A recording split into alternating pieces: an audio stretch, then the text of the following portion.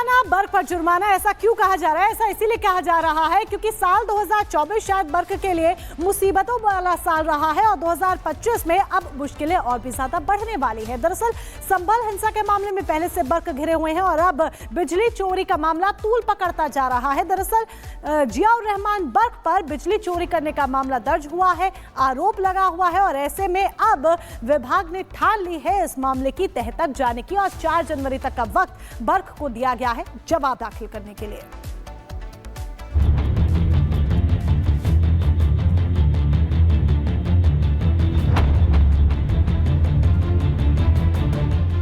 सपा सांसद जियाउर रहमान बर्क की हालत इन दिनों ऐसी है कि आगे कुआं है तो पीछे खाई।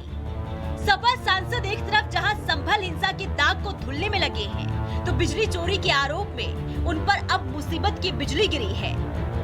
बर्क साहब ने सोचा भी नहीं होगा कि बिजली चोरी करना उनको इतना महंगा पड़ेगा और लाखों नहीं बल्कि करोड़ों का फटका लग जाएगा। संभल हिंसा के बाद जियाउर रहमान बर्क पर कटिया मारकर बिजली चोरी का आरोप लगा। विभाग ने जांच की तो आरोप सही पाया गया। मीटर उतारा, बिजली काटी गई और जुर्माना लगा दिया गया। विद्युत विभाग ने बिजली चोरी के मामले में जो नोटिस दी थी अब वो मूल्यांकन प्रक्रिया पर जा पहुंची है और विभाग कभी भी बर्क के खिलाफ वसूली प्रक्रिया कर सकता है। बिजली चोरी के आरोप में जियाउर रहमान पर पहले एफआईआर दर्ज की गई, फिर उन पर 1 करोड़ 91 लाख रुपए का जुर्माना लगा। अब बिजली विभाग आरसी भेजकर वसूली प्रक्रिया को अपना सकता है, लेकिन उससे पहले सपा सांसद को 4 जनवरी तक अपना पक्ष रखने का समय दिया गया है। उसे माननीय सांसद जी को 15 दिन का समय एक्शन संभल के द्वारा दिया गया है, जो अभी 4 जनवरी को पूरा हो रहा है। उसमें 4 जनवरी तक हम लोग इंतजार करते हैं उनके जवाब का, क्या साक्ष्य उपलब्ध कराते हैं। हाँ, वसूली की प्रक्रिया में है। आरसी का भी पहले सेक्शन 3 भेजेंगे, फिर उसके बाद जो है 15 दिन के बाद फिर आरसी भेज करके वसूली कीजिए। सपा सांसद के लिए बिजली चोरी मुसीबत कैसे बनी वो भी जानिए। बर्क पर बिजली चोरी का आरोप लगा तो 17 दिसंबर को सबसे पहले बिजली विभाग ने घर पर छापेमारी की। विभाग ने 2 नए स्मार्ट मीटर लगाए, पुराना मीटर जांच के लिए भेजा गया और फिर 19 दिसंबर को पुलिस के साथ विभाग ने रेड मारी। घर पर बिजली खपत की जांच की गई। बिजली चोरी के आरोप में केस दर्ज किया गया। 1 करोड़ 91 लाख का जुर्माना लगाया गया और फिर 26 दिसंबर को दोनों जब्त मीटरों की जांच की गई। बर्क का प्रतिनिधि मौजूद रहा। सिर्फ बिजली चोरी का मामला ही सांसद बर्क के लिए मुसीबत नहीं बना है। बर्क पर 24 नवंबर की हिंसा में शामिल होने का आरोप है और इस मामले में भी एफआईआर दर्ज की गई है। अब ऐसे में अगर वो दोनों ही केस में दोषी पाए जाते हैं तो उनको कठोर सजा हो सकती है। Bureau report, Republic Bharat. तो जियाउर रहमान बर्क पर आखिर कैसे बिजली गिरती हुई दिख रही है? समाजवादी पार्टी सांसद जियाउर रहमान बर्क पर शिकंजा कसता जा रहा है। बिजली विभाग 1 करोड़ 94 लाख रुपए की उनसे वसूली यहां पर करेगा और बर्क को 4 जनवरी के बाद दरअसल जो आरसी है वो भेजी जाएगी। जियाउर रहमान पर बिजली चोरी का आरोप है। वहीं बिजली विभाग ने बर्क पर दर्ज इससे पहले केस कराया था और बर्क को 4 जनवरी तक का वक्त यहां पर दिया गया है जिसमें वो अपना पक्ष यहां पर रख सकते हैं। वहीं दूसरी तरफ बिजली विभाग अब लगातार शिकंजा कसता हुआ नजर आ रहा है। जांच पूरे मामले की यहां पर करवाई जाएगी। बिजली चोरी के जिस तरीके से जियाउर रहमान बर्क पर आरोप लगे थे उसके बाद से लगातार उनके खिलाफ जांच चल रही है और इसी के लिए 4 जनवरी तक अपना पक्ष रखने का वक्त विभाग की तरफ से, बिजली विभाग की तरफ से दिया गया। और यह कहा जा रहा है कि 2024 में आखिर जिस तरीके से बेड़ा गर्क हुआ वहीं 2025 में बर्क जो है वो और ज्यादा फंसते हुए नजर आ रहे हैं। हालांकि 4 जनवरी से पहले वो अपना पक्ष क्या रखते हैं इसे लेकर, उनकी तरफ से बिजली चोरी को लेकर जो आरोप लग रहे हैं, क्या कुछ कहा जाता है, इस पर अब सभी की निगाहें हैं। संभल के सांसद जियाउर रहमान बर्क बिजली चोरी के मामले में लगातार फंस रहे हैं और अब शिकंजा और साथ ही वसूली भी विभाग की तरफ से की जाएगी। साल 2024 खत्म हो चुका है और इसी के साथ नए साल यानी कि साल 2025 का आगाज हो चुका है। लेकिन साल 2025 में अपराधी ये जान ले कि अगर अपराध करोगे तो पछताओगे। ऐसा क्यों कहा जा रहा है? ऐसा इसीलिए कहा जा रहा है क्योंकि नए साल में भी योगी की पुलिस ने ताबड़तोड़ एक्शन किया है।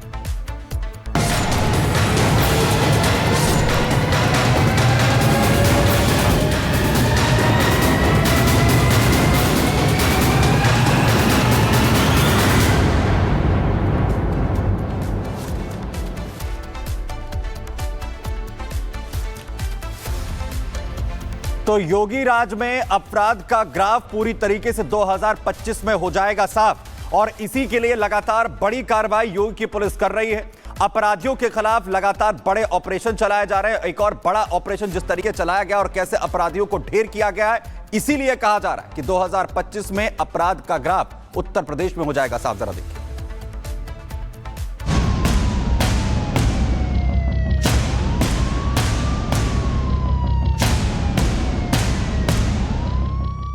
बीते सालों में योगी फोर्स के सामने अपराधी हो या फिर बदमाश, माफिया हो या फिर आतंकी, हर कोई बेदम नजर आया। यूपी में योगी राज में कुछ इसी अंदाज में अपराधियों के लिए नए साल की शुरुआत भी हुई है, जिसकी 4 तस्वीरें आपके स्क्रीन पर हैं। गाजियाबाद, ग्रेटर नोएडा, मेरठ और फिरोजाबाद में एनकाउंटर। साफ है वो एक्शन प्लान जिस पर योगी की पुलिस 7 सालों से काम कर रही है। वो ऑपरेशन लंगड़ा 2025 में भी जारी रहेगा।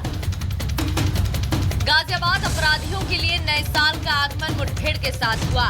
थाना निवाड़ी में पुलिस की अपराधियों से हुई मुठभेड़, जिसके बाद पुलिस ने 2 अपराधियों को शिकंजे में लिया। इनके पास से एक तमंचा और जिंदा के साथ खोखा कारतूस जब्त किया गया। गौकशी करने वाले औजार भी पुलिस ने बरामद किए हैं। इन्होंने पूछताछ में स्वीकार किया कि आज ये यहाँ पे गौकशी करने की फिराक में ही मौजूद थे तथा विगत नवंबर और 25 नवंबर की रात्रि में इन्होंने यहाँ पे इसके पास ही एक गौकशी की घटना कारित की थी। इनके कब्जे से तमंचा, जिंदा कारतूस व गौकशी करने के औजार बरामद हुए हैं। यूपी में जीरो टॉलरेंस नीति के तहत अपराध और अपराधियों पर लगातार लगाम लगाया जा रहा है। नए साल के मौके पर योगी की पुलिस कुछ इसी अंदाज में नजर आई। ग्रेटर नोएडा में 3 बदमाशों से पुलिस की मुठभेड़ हुई। तीनों बदमाशों के पैर में गोली लगी। ये बदमाश चोरी लूटपाट की घटना को अंजाम देते थे। पुलिस ने इनके पास से तमंचा और एक मोटरसाइकिल के साथ नकदी बरामद की। थाना फैजपुर की पुलिस गोलचक्कर के पास चेकिंग कर रही थी, जहां पर एक मोटरसाइकिल पर 2 संदिग्ध लड़के आते हुए दिखाई दिए थे। उनको रोकने का प्रयास किया गया। उनके द्वारा पुलिस पार्टी पर फायरिंग की गई। पुलिस पार्टी के द्वारा आत्मरक्षार्थ फायरिंग की गई, जिसमें एक बदमाश घायल हुआ। पूछताछ से ज्ञात हुआ कि एक शातिर अपराधी है। इसके ऊपर पूर्व से आधा दर्जन से ऊपर मुकदमे पंजीकृत हैं। नए साल पर मेरठ के इन अपराधियों से भी मिलिए। थाना सरधना पुलिस के साथ मुठभेड़ में इनके पैर में गोली लगी। इन पर आरोप हत्या का है। इनके पास से तमंचे और कारतूस जब्त किए गए। मृतक का मोबाइल फोन भी पुलिस ने जब्त किया। 4 दिन पूर्व हुई एक हत्याकांड में शामिल 2 अभियुक्तों को आज पुलिस ने गिरफ्तार किया। हत्या में प्रयुक्त तमंचा और मोबाइल की बरामदगी हेतु इन्हें ले जाया गया, तो वहां पर इन्होंने पुलिस पार्टी पर फायर किया। इसमें जवाबी कार्रवाई में दोनों अभियुक्तों को गोली लगने से पुलिस कार्रवाई में वो घायल हुए हैं। मुठभेड़ के बाद एक शातिर अपराधी को फिरोजाबाद पुलिस ने शिकंजे में लिया। थाना रामगढ़ पुलिस ने शातिर अभियुक्त फैजान को गिरफ्तार किया। पुलिस ने इसके पास से एक तमंचा, जिंदा कारतूस के साथ एक मोटरसाइकिल बरामद की। ये थाना रामगढ़ क्षेत्र से वांछित था। आज रामगढ़ थाना पुलिस गश्त पे निकली हुई थी और ये बाइक से जा रहा था। इसका रोकने का इशारा किया गया। पुलिस को देखते ही ये भागने लगा और जहां हम लोग यहाँ खड़े हैं घटनास्थल पे, अपने को पुलिस से घिरता हुआ देख इसने पुलिस के ऊपर फायरिंग कर दी और आत्मरक्षा में पुलिस ने भी इसके ऊपर जवाबी फायरिंग की है। योगी की सेना का संदेश उन बदमाशों के लिए है जो अपने मन में वारदात करने का मंसूबा पाले हुए हैं। इस एक्शन के साथ योगी फोर्स ने ये भी साफ कर दिया है कि साल 2025 में जीरो टॉलरेंस नीति जारी रहेगी। उसके बीच में अगर कोई आएगा तो उसका कानून के हाथों से बचना मुश्किल ही नहीं, नामुमकिन होगा। Bureau report, Republic Bharat.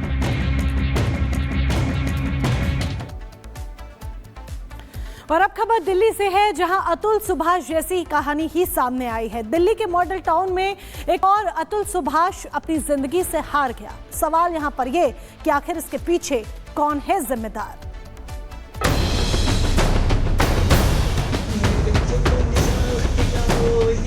कोई शांति